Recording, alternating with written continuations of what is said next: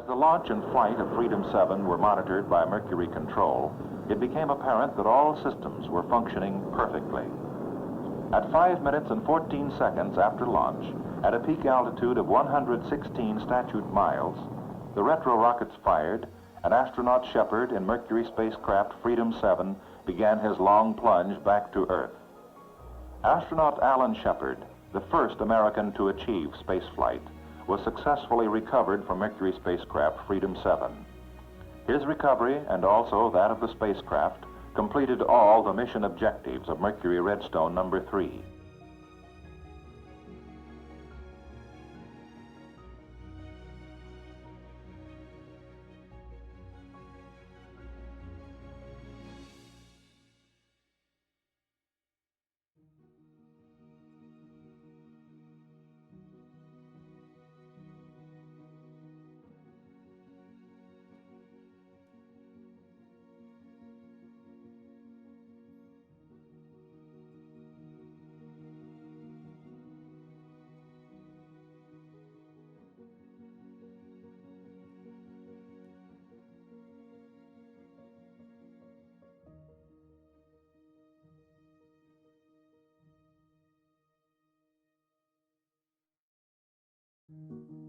Here are my recollections of that remarkable day that I experienced on Grand Bahama Missile Tracking Station in the Bahamas. My name is Dan Ford. The Grand Bahama Tracking Station was the largest and most significant Atlantic Ocean missile tracking and support base for Project Mercury, the first human spaceflight program for the United States, from 1958 through 1963. As an early highlight of the space race, Project Mercury's goal was to put a man into space in Earth's orbit and then return him safely, and ideally before the Soviet Union was able to. Because our base was the closest to the launching pads of Cape Canaveral and the planned final retrieval point for Alan Shepard, we had to put in a lot of effort to get ready for the day when Canaveral would launch our first astronaut into space. I was a part of the tracking station's Pan American Airways leadership group and the supervisor of meteorology. I shared other management functions as an assistant to the base operations manager and operations control as needed. Pan American Airways was the prime contractor for these bases in the Caribbean and acted in the same capacity as a base commander on a U.S. military base. We often had the original Mercury 7 astronauts on our base before a scheduled launch, so they were aware of the entire operations to come. Plus they liked training and relaxing on our beautiful beach in the Bahamas. Aside from this same beachfront would eventually be used for many of the signature marine action scenes in the first Pirate of the Caribbean with Johnny Depp, so you knew how beautiful it was. This assignment allowed us to meet and get to know some of these astronauts, although, from our perspective at the time, they were not the big deal celebrities they would ultimately become later on. Those who came to our base were Scott Carpenter, Gordon Cooper Jr., John Glenn, Gus Grissom, Walter M. Shearer Jr., Alan Shepard Jr., and Deke Slayton. I don't remember which men I met or did not meet during this period except for Gus Grissom, Alan Shepard, and Deke Slayton. I remember seeing Gordon Cooper there as he jogged a lot on the base at the beach, but I never met him. I am also sure that I never met John Glenn, as I am not likely to forget him as he orbited the Earth and became a senator later on. The most memorable occasion for me was May 5, 1961, when Alan Shepard became our first man that made it to space. It was a big day for us, not only because we were busy with our tasks, which we were, but because Alan Shepard was to be delivered to our base after he returned from space to be physically examined and debriefed. Every major news network, plus other independent ones, was on the tracking station and kept interfering with our work, questioning everyone about what we did and how we felt about the upcoming day's events. Eventually, our base operations manager, who was the same as a base commander on a military base, finally had to restrict them from accessing the base. He became a hero to us for that decision because we all wanted to throw them off the base. On the day of the launch, we were free from the press distraction to a degree, but there were always those major press corps, such as celebrity newscasters, who were able to get access to us anyway.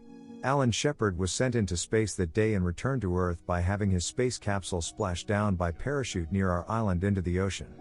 Every television station carried the launch that day, but we have a mission control room that monitored every facet of the launch, including Alan Shepard's heartbeat, and every slight change in the wind and weather was taken into consideration at Cape Canaveral and the ditch site in the ocean waters. I don't remember breathing until Shepard's capsule and parachute dropped into the water. A helicopter picked up Shepard and delivered him to a ship and then to our base on Grand Bahama Island. We watched and listened to every step of the procedure. It was beyond exciting. Except for his arrival, He was kept out of sight all that day. That evening, he came to our clubhouse and entered it with other astronauts and dignitaries. My angel was apparently on duty that evening because I was sitting at the bar with a friend when Alan Shepard came in and approached an empty stool beside me. Deke Slayton stood behind him while others crowded around. He and I traded handshakes and pleasantries. I congratulated him. Then he put his arm on my shoulder, nodded and sat down next to me. The television over the bar was continuously broadcasting the news of Alan Shepard's historic flight, and Walter Cronkite was interviewing his wife and mother while we watched and listened. Sitting next to him at the time, I saw his eyes water and a few tears running down his cheeks as he stopped paying attention to us and connected with his family. I must admit that this scene caused my eyes to well up as well. After all, I was present during a piece of remarkable history, plus experiencing the human interest side of the story as a part, albeit a small one.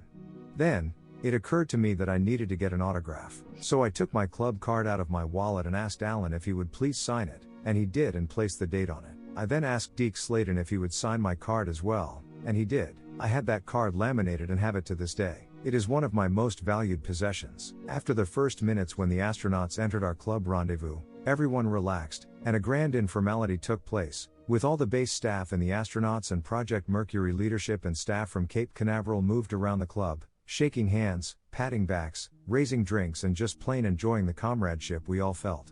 It certainly made all of our hard work to get this far worthwhile. Many years after that, while my life partner Paul Paulus and I were living in Vero Beach, Florida, we had the pleasure and honor of becoming friends with Apollo astronaut Al Worden. He was the command module pilot of Apollo 15 and was the first man to circle the moon for 3 days and the first astronaut to conduct a spacewalk in deep space on the far side of the moon. Paul worked on Al's computer during the time he lived in Vero Beach, so we got to spend valuable time with him. He referred to me as one of the old guys, because I was part of the support team for the original Mercury 7 team and he was of course on the later Apollo team. But even so, I was younger than him and I always liked to remind him of that fact. I often think about how fortunate Paul and I were to have been in the presence of such great men. So much time has passed since that date. Sadly, many young people today are unaware of or even care who these men were who broke the barrier between Earth and space and then went on to the moon. However, they were giants to us and will continue to be that to me for the rest of my life. I have had many remarkable things take place in my life, but May 5, 1961 had to have been one of the most remarkable of them all. Respectfully, Daniel J. Ford.